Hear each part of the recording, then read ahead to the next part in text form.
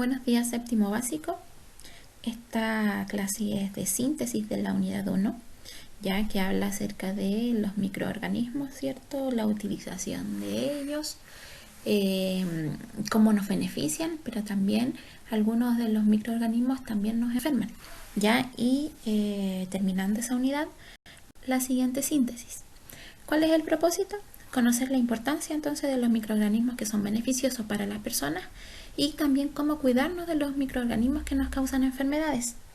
¿Ya? Esta es una síntesis de la unidad 1 y vamos a utilizar el texto escolar y vamos a realizar una actividad que aparece allí en las páginas 62 y 63. Este cuadro es resumen, donde podemos ver, ¿cierto?, los virus, que son partículas inertes, por lo tanto no son considerados microorganismos, ¿ya? Estos afectan, ¿cierto?, tienen efectos en la salud humana, y la salud humana está protegida por el sistema inmune o el sistema inmunológico. Yo les dije a clases anteriores que el sistema inmunológico eran como soldados que nos protegían de las enfermedades, ¿cierto? Impiden que los agentes patógenos, ¿cierto?, ingresen al cuerpo y nos causen enfermedades. ¿Ya? Nuestro sistema inmune cuenta con barreras de defensa y también puede presentar alteraciones. ¿Qué alteraciones? Enfermedades que son autoinmunes, que se llaman, ya que el mismo cuerpo rechaza algo de nuestro cuerpo. Por ejemplo, los implantes. Ya cuando a las personas le implantan algún órgano, lo cambian, ¿cierto? Muchas veces tienen que tomar un medicamento siempre de por vida. ¿Por qué? Porque si no, el cuerpo empieza a rechazar ese órgano que le cambiaron, ¿ya? O enfermedades que el mismo cuerpo se las crea. Esas son algunas alteraciones que pueden haber del sistema inmune. Los microorganismos sí son organismos vivos, ¿ya? Porque ellos son capaces de reproducirse, a diferencia de los virus que por sí solos no se reproducen. Ya, los microorganismos son seres vivos diminutos, muy pequeños, no visibles a simple vista. Por ejemplo, los hongos, las bacterias. ¿Ya? Estos microorganismos se pueden utilizar, ¿cierto?, en la biotecnología. ¿Ya? ¿En qué consiste? Es la obtención de diferentes productos, ¿cierto?, para hacer alimentos, por ejemplo, en diferentes tipos de industria. ¿Ya? Hablamos entonces de los virus.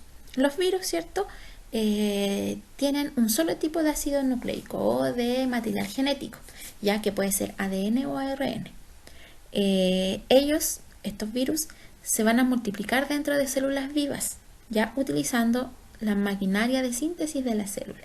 ¿Qué quiere decir esta maquinaria de síntesis? Para que se produzcan más virus. Para eso infectan las células, los virus, para poder reproducirse, porque por sí solo, insisto, ellos no pueden, por eso no son considerados organismos vivos. Existen diferentes tipos de virus. Aquí tenemos, por ejemplo, un virión, ya que es la forma extracelular de la partícula viral, o sea, del virus, se puede llamar virión. Hay otros que se les llama viroide, por ejemplo, que causa infecciones específicamente en las plantas. Y tenemos los prion o los priones, ya que son proteínas de virus, ¿cierto?, que causan enfermedades en los humanos. Recuerden que hay diferentes tipos de virus, ¿cierto? Hablamos mucho de los macrófagos nosotros, que son virus que infectan bacterias para que estas bacterias reproduzcan y formen muchos más virus y así poder reproducirse dentro del cuerpo de los seres vivos. Hablé recién de barreras de defensa. Ya nuestro cuerpo contiene o tiene, más bien dicho, mecanismos de defensa. Ya pueden ser inespecíficos o pueden ser específicos. ¿Cuándo hablamos de inespecíficos? Cuando ellos sirven o defienden de cualquier cosa que quiera ingresar. A eso se refieren inespecíficos. De cualquier cosa que quiera ingresar al cuerpo, ellos la defienden. Por ejemplo, las barreras, la primera barrera de defensa, que pueden ser la piel, ¿cierto?, las mucosas, cualquier orificio que nosotros podamos tener en nuestro cuerpo, por ejemplo, los orificios nasales, las lágrimas, Todo eso es la primera barrera de defensa, entonces que es inespecífica. Y otra barrera que es inespecífica es la segunda barrera de defensa o una respuesta celular, ya que es inespecífica. ¿Por qué? Porque sirve para cualquiera. ¿Cómo responde nuestro cuerpo? Mediante la inflamación, por ejemplo, se inflama el lugar donde quiere entrar el microorganismo. Por ejemplo, cuando nosotros nos realizamos una herida en la piel. Al realizar una herida en la piel, la primera barrera ya está sobrepasada, ya no nos defendió. Por lo tanto, se activa la segunda barrera o la segunda respuesta, ¿cierto? Que es la inflamación. El lugar ahí donde uno se hace la herida se pone rojo, ¿cierto? Y se inflama. Esa inflamación hace que lleguen más células a defender en ese lugar donde está la herida, ¿cierto? Y aparecen las células fagocitarias, como ahí aparece, o los fagocitos. Ya, estas son células, glóbulos blancos que se comen, ¿cierto?, al agente patógeno que quiere ingresar al cuerpo. O sea, lo introducen a su cuerpo y ahí lo degradan y lo matan. Y también empiezan a liberarse sustancias, ¿cierto?, antimicrobianas que aparecen ahí. Y el otro mecanismo de defensa es el específico. ¿Qué se refiere que es específico? Que actúan, ¿cierto?, frente a enfermedades que ya se conocen o ya son conocidas por el cuerpo. Por ejemplo, cuando la segunda respuesta, ¿cierto?, la segunda barrera de defensa es sobrepasada, se activa la tercera, ¿cierto?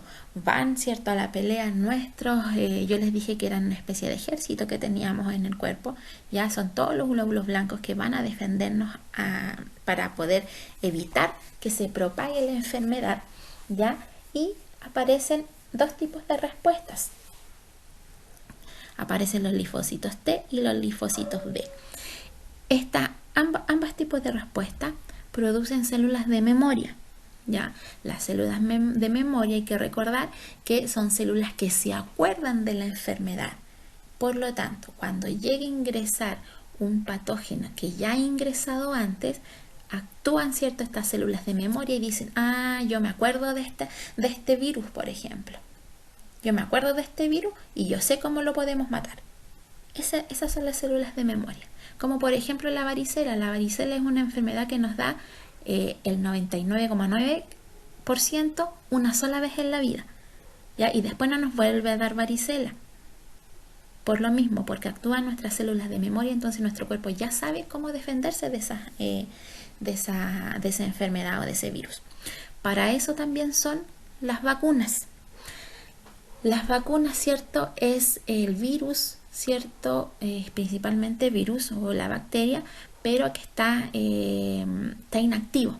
Y al estar inactivo no nos causa enfermedad. Entonces a nosotros no vacunan, nuestro sistema inmunológico empieza a trabajar, empiezan a trabajar, ¿cierto?, las respuestas inmunitarias, aparecen las células de memoria y nuestro cuerpo ya va a saber cómo enfrentarse a ese virus o a esa bacteria, cómo enfrentar a esa enfermedad para que no se produzca en nuestro cuerpo. Tenemos los microorganismos. ¿Qué características tienen? Son generalmente, como dice ahí, los microorganismos son organismos constituidos por una sola célula, o sea, son unicelulares, a diferencia de los pluricelulares. Ya los pluricelulares existen los hongos, como también hay hongos unicelulares, hay hongos pluricelulares que son más grandes, pero los que nos causan enfermedades son unicelulares principalmente, ya porque son muy, muy, muy pequeñitos, porque son de una sola célula. Y al ser pluricelulares, nosotros sí lo podemos ver porque es un organismo mucho más grande porque está constituido de muchas células, ¿ya? Por lo tanto, los microorganismos no se pueden observar a simple vista, ¿cierto? Para ello se necesitan un aparato especial que es el microscopio. Los microorganismos son utilizados en la biotecnología. ¿A qué se refiere con la biotecnología? ¿Ya? Es para saber lo importante que son los microorganismos en diferentes campos, como por ejemplo en la agricultura y la ganadería, ¿cierto?, en la industria, en la conservación del medio ambiente y también en la salud. ¿Por qué nos sirven, por ejemplo, los microorganismos en la ganadería? ¿Ya? Se utilizan, ¿cierto?, para poder hacer estudios de ciertas sustancias, ¿ya? por ejemplo, en las plantas, ¿cierto? En los animales, ya a veces, muchas veces, muchos animales que son rumiantes, como las vacas, por ejemplo, se enferman. Entonces utilizan microorganismos para evitar que estos animales se enfermen, por ejemplo. En la industria, ya también son utilizados en industrias, como por ejemplo la biolixiviación, como hablé en la clase pasada.